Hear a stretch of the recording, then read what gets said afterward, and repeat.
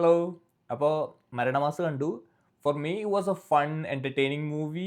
പടത്തിൽ കോമഡി ആണല്ലോ മെയിൻ. പക്ഷെ അത് എല്ലാ ടൈപ്പ് കോമഡിയും ഉണ്ട്. ക്രിഞ്ച് കോമഡിയും ഡാർക്ക് കോമഡി എലിമെൻസും പിന്നെ കട്ടച്ചളിയും എല്ലാ ഐറ്റംസും ഉണ്ട് അതിനകത്ത്. പിന്നെ പോരാണ്ട് ഇഷ്ടംപോലെ references. There is like so many pop culture, പിന്നെ മൂവി റെഫറൻസസ്, എന്തിന് ലേറ്റസ്റ്റ് ബേസിലിൻ്റെ പൊന്മാൻ റെഫറൻസ് വരെ ഉണ്ട് പടത്തിൽ.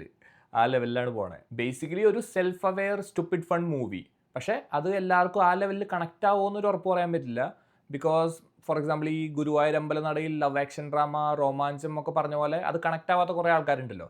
എൻ്റെ ഫ്രണ്ട്സും കുറേ പേരുണ്ട്, അവർക്കത് പടം അധികം ഇഷ്ടപ്പെടാത്ത ആൾക്കാർ. പക്ഷേ എനിക്കിതൊക്കെ വർക്കായതാണ്.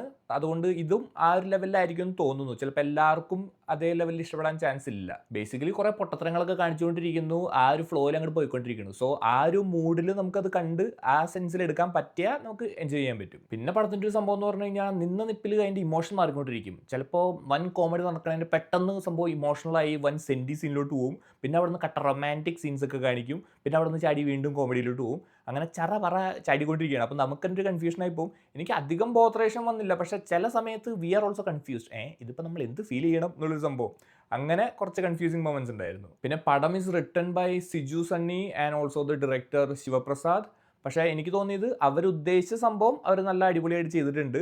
അത് എല്ലാവർക്കും കണക്റ്റ് ആവുന്നുള്ള എലിമെന്റ് മാത്രമാണ് എനിക്ക് ഡൗട്ടുള്ളൂ. പിന്നെ പടത്തിൽ എല്ലാവരുടെയും പെർഫോമൻസ് അടിപൊളിയാണ്. ബേസിൽ, അനീഷ്മ, സുരേഷ് കൃഷ്ണ, സിജു സണ്ണി, ഇവരൊക്കെയാണ് മെയിൻ. ഇവർ എല്ലാവരും നൈസാണ്.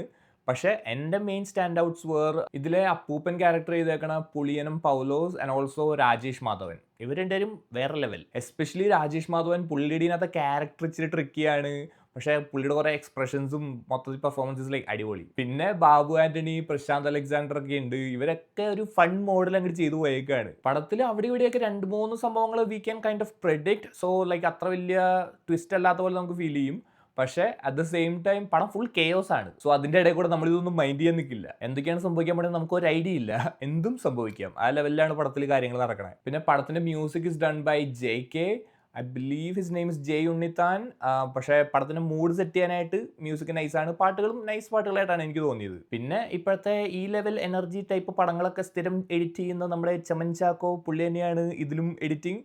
മച്ചാൻ അടിപൊളിയായിട്ട് സെറ്റ് ചെയ്തിട്ടുണ്ട്. ആ ഒരു വൈബ് സെറ്റ് ആക്കണത് ആ എഡിറ്റിംഗ് സ്റ്റൈലിൽ തന്നെയാണ് ശരിക്കും. And camera is done by Neeraj Ravi. And I'm not sure if this is his first movie. എനിക്ക് നോക്കിയിട്ട് വേറെ ഒന്നും ഉള്ളതായിട്ട് ഞാൻ കണ്ടില്ല.